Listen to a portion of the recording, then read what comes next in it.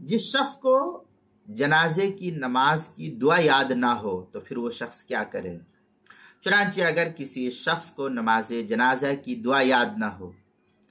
تو پھر اس شخص کے لیے بہتر ہے کہ یہ کہے اللہم اغفر لنا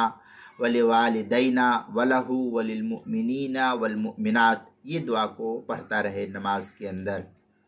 اور اگر یہ بھی یاد نہ ہو تو صرف 4 تکبیر کہنے سے نماز ہو جاتی ہے، کیونکہ 4 تکبیر اور قیام یہی 2 چیزیں نماز جنازہ کے اندر فرض ہے، تیسری کوئی چیز نماز جنازہ میں فرض نہیں ہے۔ دعا کا پڑھنا، ثنا کا پڑھنا، درود کا پڑھنا یہ مسنون ہے،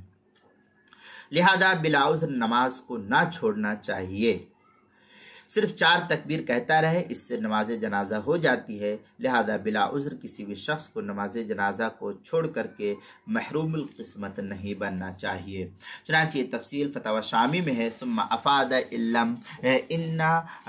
من لم يحسن الدعاء الماثور يقول اللهم اغفر لنا